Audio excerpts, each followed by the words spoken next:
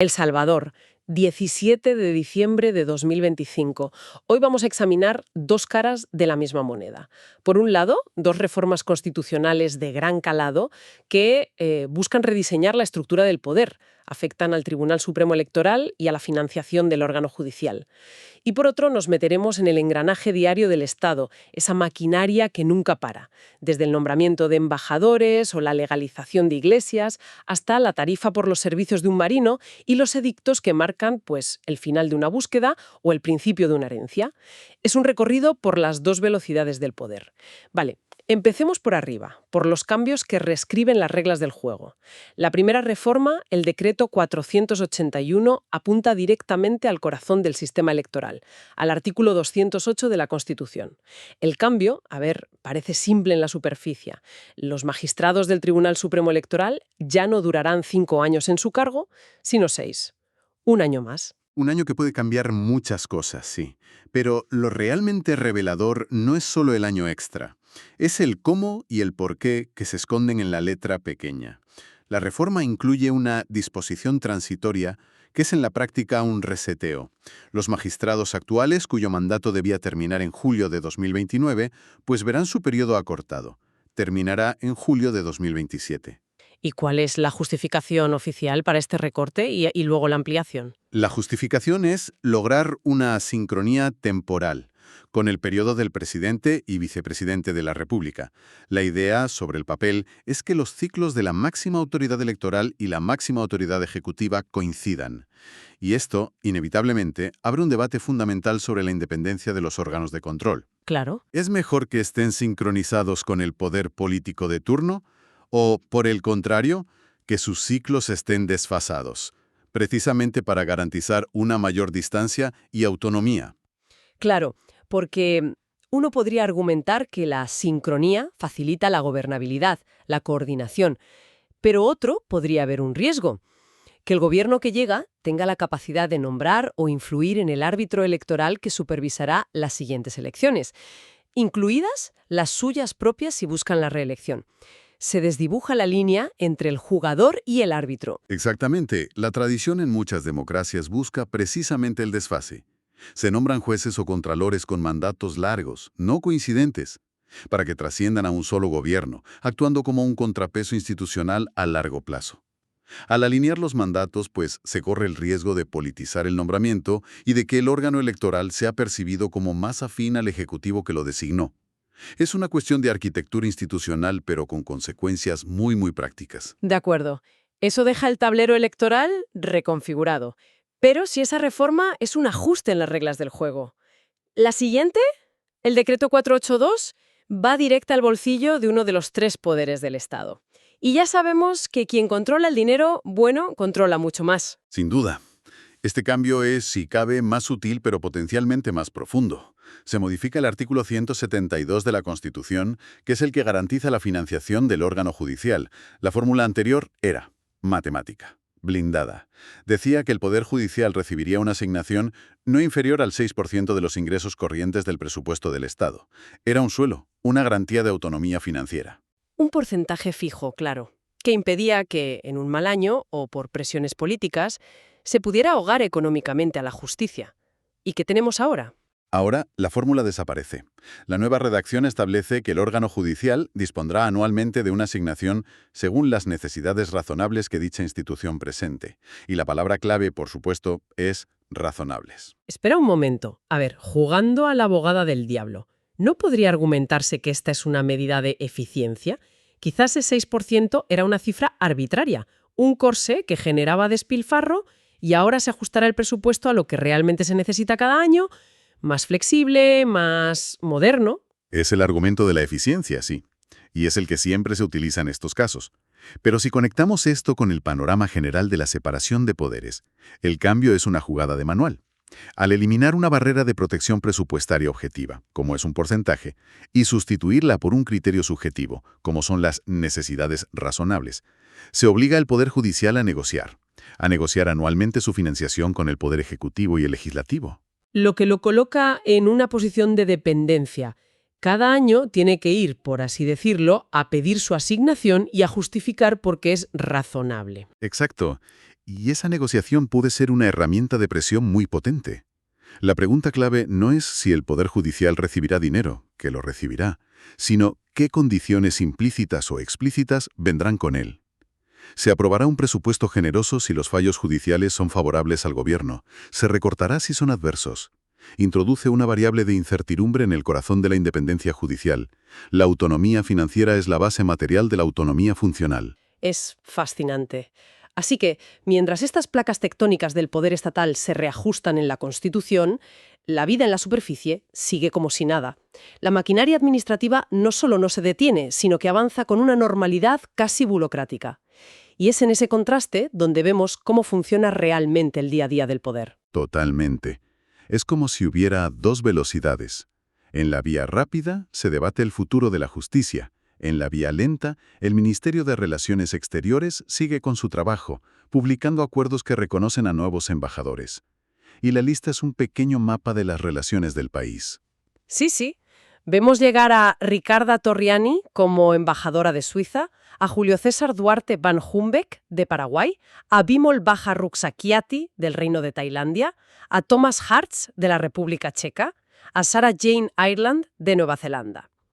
Es el rostro formal y diplomático del Estado, gestionando sus relaciones con el mundo de una forma metódica y predecible. Y mientras se gestiona la cara externa, la interna también se formaliza. El Ministerio de Gobernación y Desarrollo Territorial está ocupado dando entidad legal a la sociedad civil. Por ejemplo, aprueba los estatutos y confiere personalidad jurídica a 2 nuevas iglesias. Y los nombres, la verdad, son de lo más evocador. Cierto. Por un lado, tenemos la Iglesia Profética, una voz que clama en el desierto, en Ilopango. Y por otro, la Iglesia Cristiana Casa de Bendición, Armenia, en Sonsonate. Me llama la atención el detalle con el que el Estado registra sus fines. Es que el Estado es, en esencia, un gran registrador.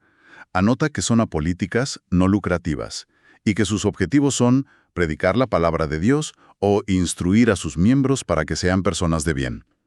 El mismo aparato estatal, que redefine el poder judicial, dedica tiempo y recursos a formalizar la existencia de una comunidad de fe en Armenia. Muestra el alcance del entramado burocrático, que abarca desde lo geopolítico hasta lo espiritual. Y también lo económico, hasta el último céntimo. Me encontré con el Acuerdo 2495 del Ministerio de Hacienda y es una joya del detalle. Autoriza una nueva lista de precios para servicios que presta nada menos que la Marina Nacional. Vaya, ¿y qué tipo de servicios ofrece la Marina que necesiten una tarifa oficial? De todo. Es increíble la granularidad. Por ejemplo, si se necesita un servicio de seguridad, se puede contratar por horas. Un oficial de la Marina cuesta $4,69 la hora. Un suboficial, 4,18, y un tropa, 3,25. Está todo perfectamente desglosado. Es la burocracia en su máxima expresión. No solo eso, también monetizan su conocimiento. Venden cursos de formación para marinos mercantes. Por ejemplo, el curso de Gestión de Emergencia y Comportamiento Humano en los buques de pasaje tiene un precio de $100. Y para que no se pierda ni un céntimo, se crea una cuenta bancaria específica para estos ingresos. MHDGTFA MED Marina Nacional. Es un microcosmos de cómo el Estado busca generar ingresos en los nichos más inesperados. Y esta función de registro y certificación se extiende a todas partes. En educación vemos al Ministerio convalidando títulos de bachillerato obtenidos en Honduras. Los declaran equivalentes al bachiller general en El Salvador. O aprueban la actualización del plan de estudios del técnico en Ingeniería en Sistemas y Redes Informáticas de la Universidad Gerardo Barrios. Es el Estado actuando como un gran validador. Te dice, este título extranjero es válido aquí. Este plan de estudios cumple los requisitos. Este rango militar es oficial. Porque en el Ministerio de Defensa también encontramos algo similar, con una terminología muy particular. Prorrogan asimilaciones en diferentes grados. ¿Qué significa exactamente asimilación en este contexto? Es un término militar para equiparar rangos. Se aplica a personal que no proviene de la carrera militar tradicional. Pueden ser profesionales civiles como médicos o ingenieros que sirven en las Fuerzas Armadas y se les asigna un grado militar equivalente para fines de jerarquía y salario. De nuevo, es el Estado poniendo orden, clasificando y dando un estatus oficial a cada pieza de su engranaje. Hemos visto al Estado como reformador, diplomático, registrador, recaudador, certificador, pero ¿qué pasa cuando esa maquinaria tiene que enfrentarse a los asuntos más personales y a menudo más trágicos de la vida de la gente? Ahí es donde los avisos oficiales, los edictos en los periódicos nos dan una ventana única. Es el punto donde la abstracción del derecho se encuentra con el drama humano, donde la maquinaria legal procesa historias de pérdida, de propiedad y de identidad. Totalmente. Me detuve en un caso de muerte presunta. Es el de Alexander Misael Martínez Martínez. Los detalles que se publican son demoledores por su precisión. Desapareció el 7 de enero de 2018. Profesión, comerciante. Y luego la descripción física, un último intento de identificarlo. Estatura, 1,85 m. Una cicatriz en la parte izquierda de la cabeza, barba corta con bigote. Uf, es tremendo. 7 años después, la ley exige publicar estos detalles. E incluso la ropa que llevaba el día que desapareció. Camisa amarilla con rayas negras y pantalón de lona celeste. Es su cónyuge, Amanda Ereli Munguía de Martínez, quien inicia este proceso. Después de años de espera, recurre al Estado para obtener una declaración oficial de fallecimiento, para poder cerrar un capítulo, gestionar una herencia, seguir adelante. Es que ahí vemos al Estado en su forma más fría y, paradójicamente, más necesaria. Para esa familia es un calvario de años que culmina en un trámite legal. Para el sistema es un procedimiento con plazos y publicaciones. Este edicto es el punto final de una historia humana complejísima, procesada a través de la maquinaria legal para dar certeza jurídica donde solo hay incertidumbre y dolor. Y junto a estas historias están las de las herencias, secciones enteras de aceptación de herencia o herencia yacente, que es cuando alguien fallece sin testamento ni herederos conocidos y el Estado interviene para administrar sus bienes. Muestra la importancia fundamental de la transferencia de propiedad en nuestra sociedad. Y también revela los vacíos. Los títulos supletorios son fascinantes en ese sentido. Son avisos de personas que buscan que la ley reconozca una realidad que ya existe. Personas que dicen, he vivido en esta casa por más de 20 años, la he cuidado, todos me conocen como el dueño, pero nunca tuve un papel que lo demuestre. Y acuden a un juez para que, si nadie se opone, les otorgue ese título de propiedad que les falta. Es el derecho intentando ponerse al día con la realidad de la posesión de la tierra. Exacto. Cada uno de esos avisos es la historia de una familia buscando seguridad jurídica sobre su hogar, buscando que el Estado les dé ese papel que les permita dormir tranquilos, pedir un crédito, dejar esa propiedad a sus hijos. Es la necesidad de estabilidad y certeza en su forma más básica. Lo que nos lleva de vuelta al principio. Hemos recorrido un camino que va desde la reforma de la Constitución, que altera los cimientos del poder, hasta la búsqueda de una persona desaparecida o la petición de un título de propiedad para un pequeño terreno. Y es en esa dualidad donde surge la reflexión final. Por un lado, hemos visto cómo se modifica la estructura del poder, buscando más flexibilidad. Por ejemplo, cambiando la forma en que se financia el sistema judicial, pasando de una regla fija y predecible a un criterio subjetivo de necesidades razonables. Eso es el poder buscando margen de maniobra. Y por el otro lado. Y por el otro, hemos visto ciudadanos acudiendo a ese mismo estado en busca de todo lo contrario, no de flexibilidad, sino de certeza, de reglas fijas, de estabilidad.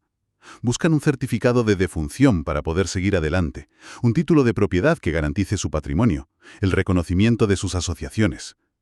La pregunta que queda en el aire es, en cualquier sistema, ¿cómo se equilibra la flexibilidad que el poder político necesita para gobernar con la estabilidad y las garantías que protegen tanto a las instituciones como a los ciudadanos en sus asuntos más cotidianos, como una herencia o la propiedad de su hogar?